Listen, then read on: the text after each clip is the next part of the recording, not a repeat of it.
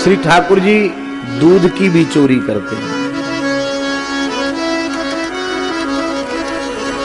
भगवान की दूध की चोरी की लीला भी श्री बिल्व मंगल जी महाराज ने वर्णन की है।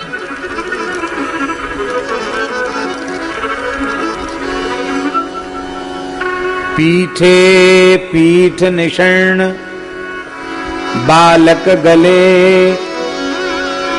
तिष्ठन् स गोपालको यंत्रांतस्थित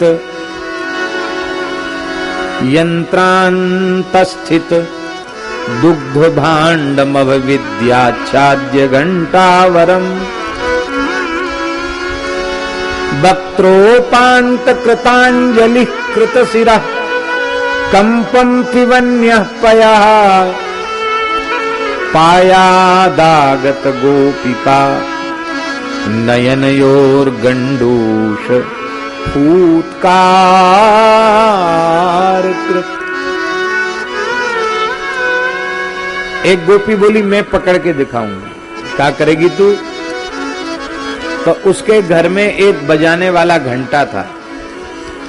मंदिरों में लगते ना बड़े बड़े घंटा, उस घंटे का जो बीच में बजने वाला होता है ना, ऐसे बजाया जाता, उसी में उसने छींका बांध दिया और सुंदर अधोटा दूध मिश्री मिला के केसर मिला के उसको रख दिया।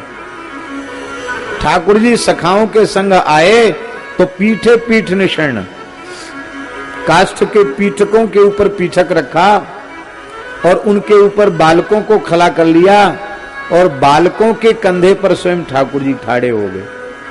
पर वो इतना ऊंचा घंटा घर में है, तो छींका फिर भी पास में नहीं आ रहा है, मटकी निकट नहीं आ रही है। तो ठाकुर जी ने अपनी फेंट से लकुट निकाली और उस लकुट से जैसे ही छेद करना चाहते थे कि सखा बोले कन्हैया उतरिया नीचे, ध्यान से देख ये घंटा बंध रहे हो, ये छींका बंध रहे हो घंटा में, छींको हिलेगो और घंटा बजेगो, और घंटा बजेगो जैसी आवाज होगी गोपी दौड़ के आवेगी और पकड़ लेगी, फिर बढ़िया ते पूजा होगी। आरती पूजा, सब तरह की आरती पूजा होती ना, माताओं की आरती पूजा अलग होती है। आरती पूजा होगी बढ़िया ते। ठाकुर जी बोले हम सबन ने मिलके इतनो यत्न कियो, पीढ़ा इकट्ठे किए, तुम सब ठाणे भये, तुम्हारे कंधे पे मैं ठाणो भयो, लकुट ही को लकुट हाथ में लीनी और फिर हमारो इतनो श्रम व्यर्थ चलो जाए, ठीक ना है, तुम चिंता मत करो। तो ठाकुर जी ने घंटा से कहा कि घंटा तू जानता है मैं कौन हूं? बोले हाँ, आप मेरे स्वामी हैं, परब्रह्म परमात्मा हैं, मैं आपका सेवक हूं। हाँ बिल्कुल ठीक जानता है। सेवक का धर्म क्या है? बोले सेवक का धर्म है स्वामी की आज्ञा पालन करना। तो मैं तुम्हें आज्ञा देता हूं कि मैं छींका चाहे जितना हिलाऊं डुलाऊं, आवाज नहीं करना। घंटा बोला जो आ गया। आप लोग सोच रहे होंगे कि भला घंटा जड़ है, वो कैसे बोल सकता है? अरे भैया, भगवान की सेवा के जितने उपकरण हैं सब चैतन्य हैं, सब पार्षद हैं भगवान के। महाराज जी एक घटना आती है। श्री वल्लभाचार्य महाप्रभु जी जतिपुरा विराज रहे।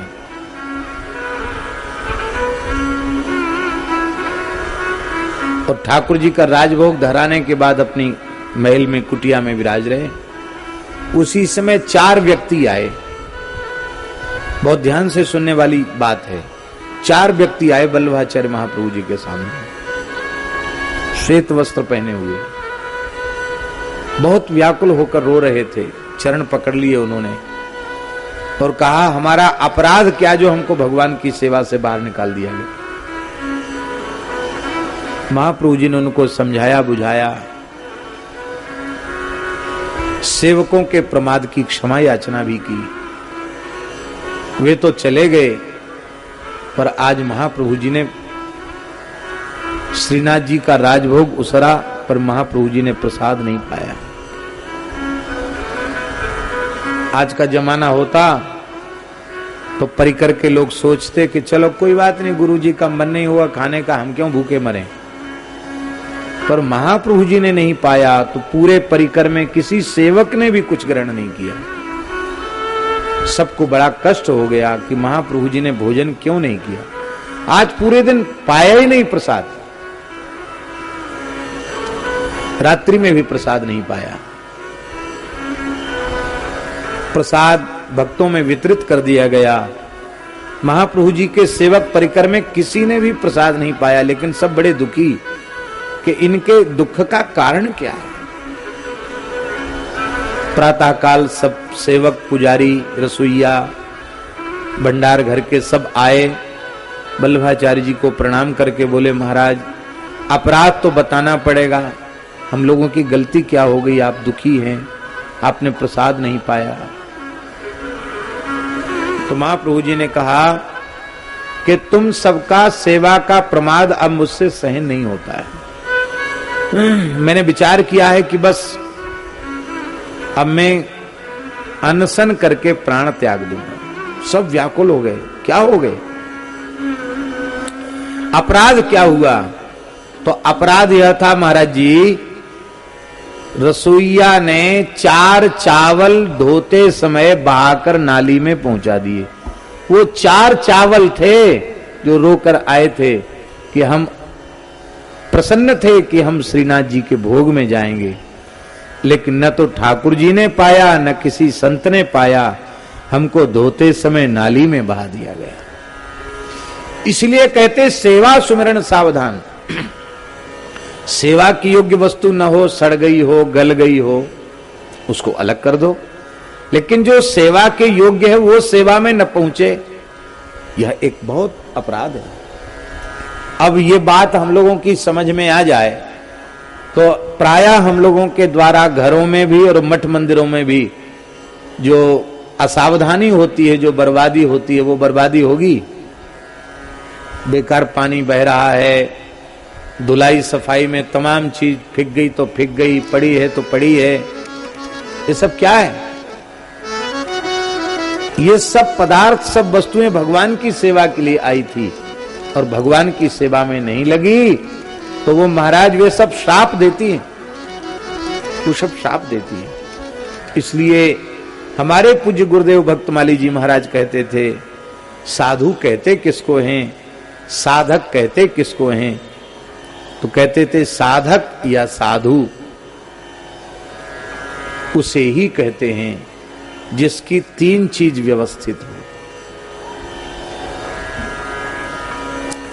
एक कण भी व्यर्थ न जाए, एक कण भी व्यर्थ न जाए, पहली बात। बहा दिया, फैला दिया, फेंक दिया, ठीक नहीं। मन व्यर्थ न जाए, मन इधर उधर के चिंतन में न जाए, असत चिंतन में मन न जाए, कण व्यर्थ न जाए, मन व्यर्थ न जाए और क्षण व्यर्थ न जाए। एक एक क्षण का उत्तम उपयोग। महाराज जी कहते थे कण, मन और क्षण, इन तीनों को जिसने संभाल लिया उसी को साधु कहते हैं, उसी को साधक कहते हैं, उसी को भक्त कहते हैं। भगवान की सेवा में प्रत्येक वस्तु चैतन्य है। महंत जी महाराज को पता है, हमारे पूज्य गुरुदेव भक्तमाली जी महाराज, हम लोग विद्यार्थी जूठी थाली छोड़ देते, जूठा बर्तन छोड़ देते।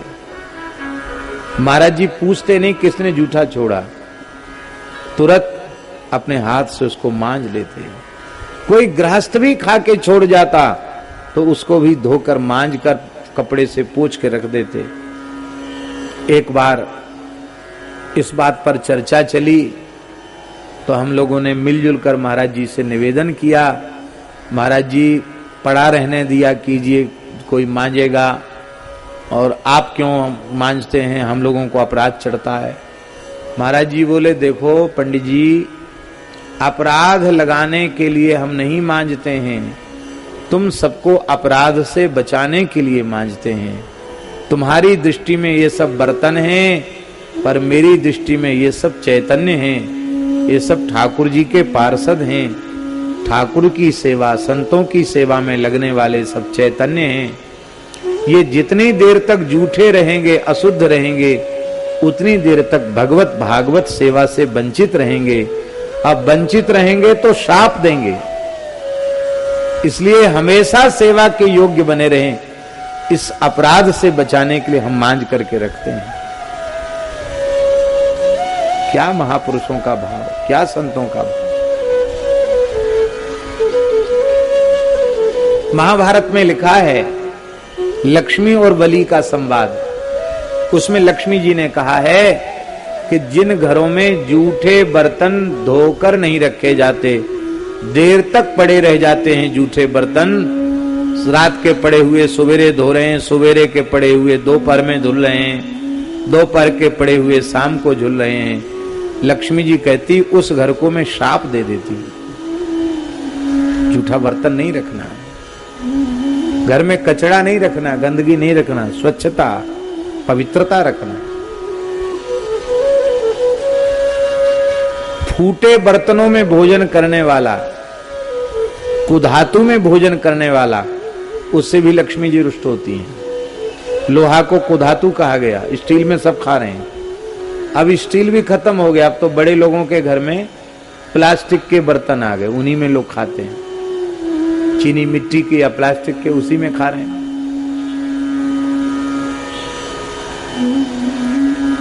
लक्ष्मी जी कहती मैं रुष्ट हो जाती हूं।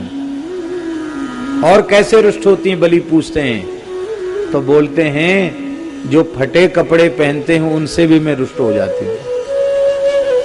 अब महाराज लोग फाड़ के कपड़ा पहनते हैं, सुनते हैं वो फटे हुए कपड़े ज्यादा कीमत में आते हैं। कैसी फैशन।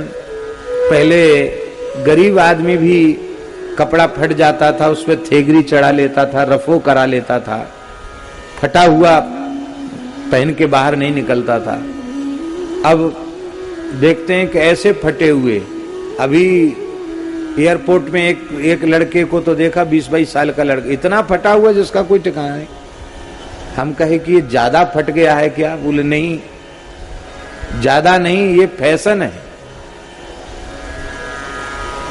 इतना ज्यादा एकदम अर्धनग्न जैसा दिख रहा था। बहुत दुख की बात, ये सब ठीक नहीं है।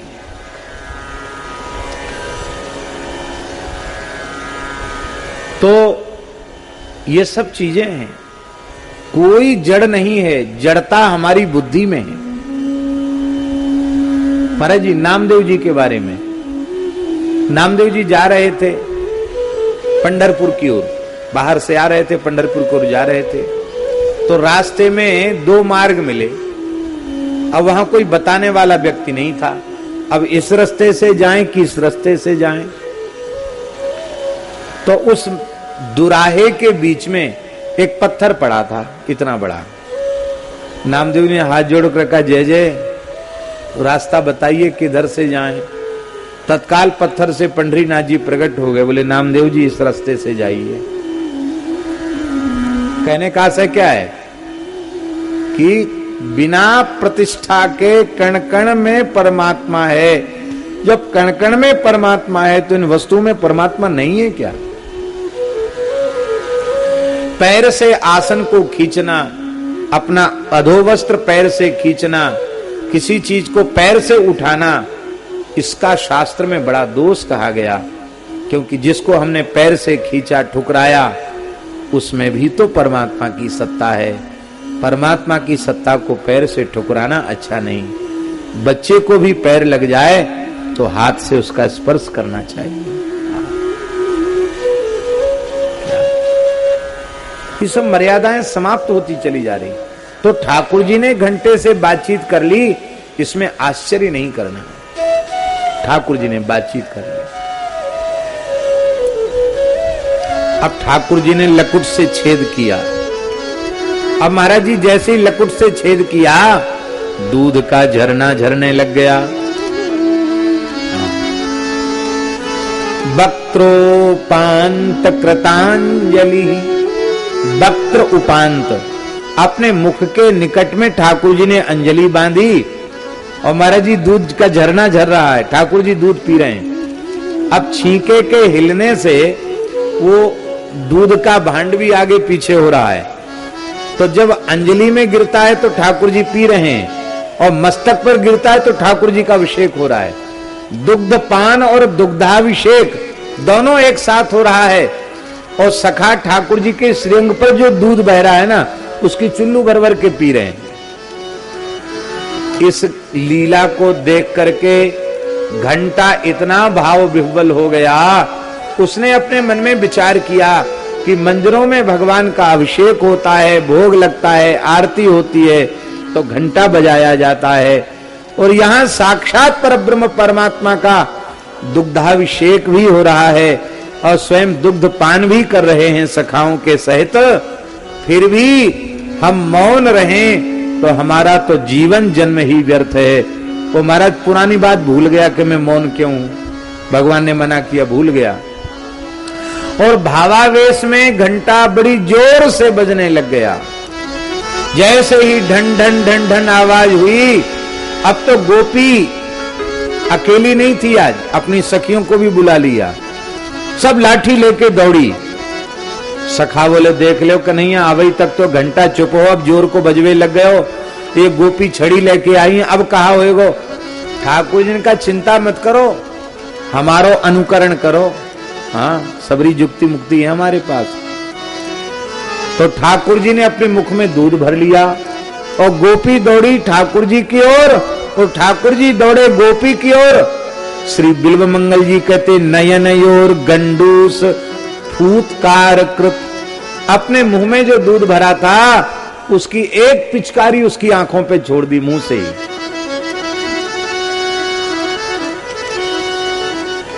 सत्यनारायण भगवान की पूजा होती, पंजीरी बच्चे खाते हैं और कहीं पंजीरी मुंह में हो और फूफा जी पास में बैठे हों, कहेंगे फूफा जी, बस फूफा जी का पूरा अभिषेक हो जाएगा। इसको फूतकार लीला, इस सबके आचार्य हमारे ठाकुर जी हैं, उन्होंने ये सब सिखाया है। तो महाराज अब जैसी गोपी की आंखों में दूध की पिचकारी ठाकुर जी ने छोड़ी, अब गोपी जब तक अपना मुंह पोछे तब तक ठाकुर जी भाग गए और जितने सखा सबने मुख में दूध भर लिया। जो गोपी सामने आती सबके मुंह पर पिचकारी मार के भाग जाते हैं। इसको फूतकार लीला किया। दधिपय कल्पितैस्तेय योगई, दही की चोरी, दूध की चोरी करते ठाकुर। बड़ी प्यारी लीला है।